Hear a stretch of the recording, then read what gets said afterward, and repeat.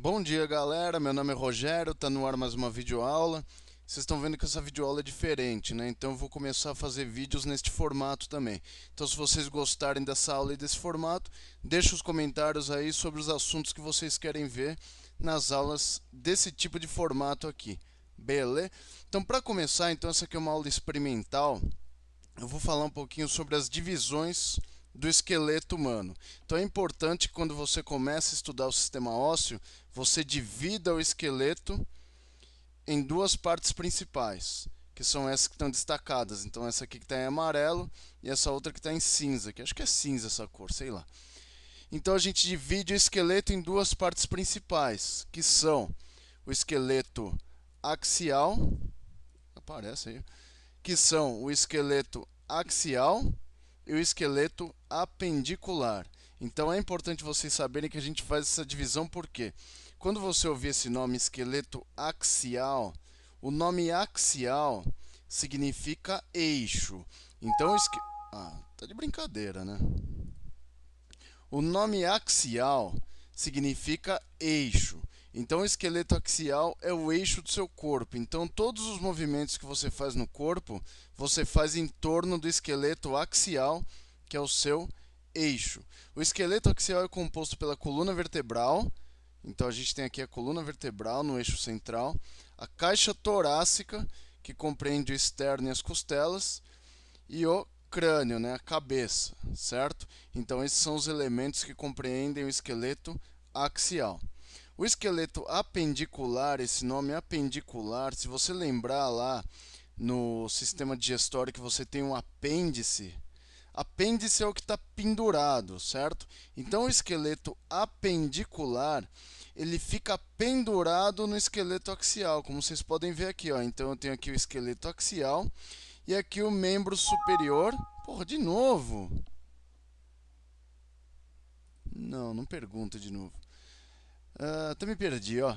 Então a gente tem aqui o esqueleto axial e pendurado nele tem aqui o membro superior e aqui tem o membro inferior, certo? Então eles estão pendurados no esqueleto axial. Então é isso que significa axial, eixo, e apendicular, que está pendurado, certo? O esqueleto apendicular, então, como a gente falou, compreende os membros superiores e os membros inferiores. Vamos lá, vamos a cada um deles. Vamos começar pelo esqueleto axial. Então, o esqueleto axial compreende a coluna vertebral. Então, vocês estão vendo aqui três imagens da coluna vertebral. Não se assuste, isso aqui não está torto, tá?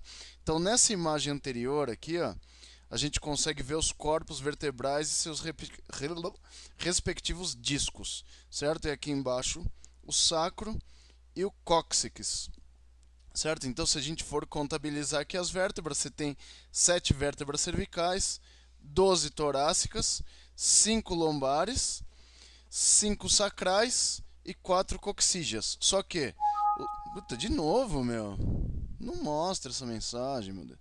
Então, o sacro é um osso fundido, certo? Então é um osso só e eu disse fundido. Então você tem aqui no resquícios de 5 vértebras, mas é uma coisa só. E o cóccix também é uma coisa só que ali tem 4 vértebras fundidas também, certo? Então no total aqui na coluna vertebral vocês têm 26 ossos, certo? Porque você não conta os 5 sacrais nem os 4 coxígeos. Então o cóccix é uma coisa só e o sacro também é uma coisa só. Você tem aqui 1, 2 mais 24 ossos aqui, certo? Ou seja, 7 mais 12 mais 5, certo? Contabilizando 26 ossos. Então aqui eu tenho uma vista lateral da coluna vertebral, onde ela tem curvaturas, e aqui uma vista posterior, onde você observa os processos espinhosos. Então isso aqui é uma parte do esqueleto axial.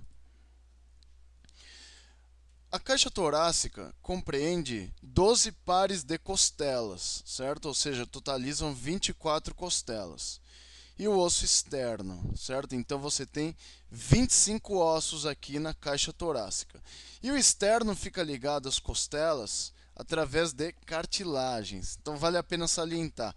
Da primeira à sétima costelas, vocês têm as costelas verdadeiras. Por quê?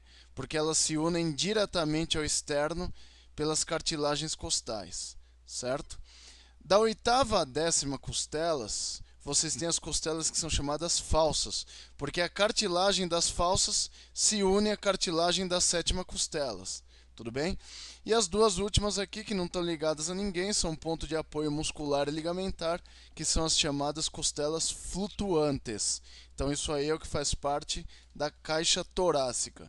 Então, a caixa torácica tem 25 ossos, 12 pares de costelas, mais o externo. E o crânio, ou cabeça, certo? Então, a cabeça ela é dividida em neurocrânio, que são os ossos que têm contato com o cérebro, face, né, os ossos da face, e vocês têm também os ossos do ouvido interno. Então, basicamente, lá no neurocrânio, vocês têm 8 ossos. Na face, que é chamada de esplanquinocrânio, vocês têm 15 ossos. E aqui no ouvido interno vocês têm 6 ossos, 3 de cada lado aqui, que são o martelo, a bigorna e o estribo. Então aqui na região da cabeça ou crânio totalizam 29 ossos, certo? Sendo 8 no neurocrânio, 15 na face e 6 no ouvido. Muito bem, então isso aqui são os elementos do esqueleto axial. O esqueleto apendicular é mais fácil de entender. Então, o esqueleto apendicular é o que está pendurado no esqueleto axial. Vale a pena salientar. Fica pendurado como? O nome cintura se refere ao local onde o membro superior ou o membro inferior estão unidos. No caso dos membros superiores, a cintura escapular significa o quê? A união do esqueleto apendicular, né, do membro superior, com o esqueleto axial.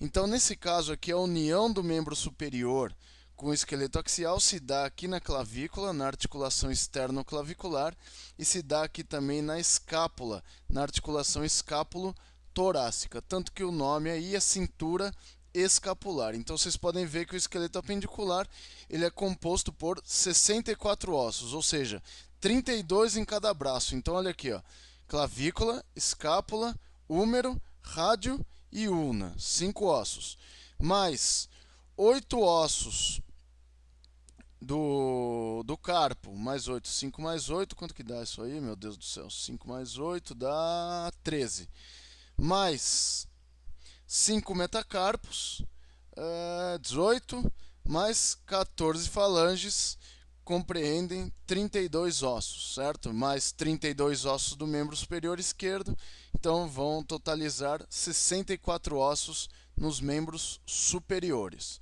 Já nos membros inferiores, a gente vai ter aqui o que é chamado de cintura pélvica. O que significa isso? É a união do esqueleto axial com o esqueleto apendicular, ou seja, a união do esqueleto axial com o membro inferior.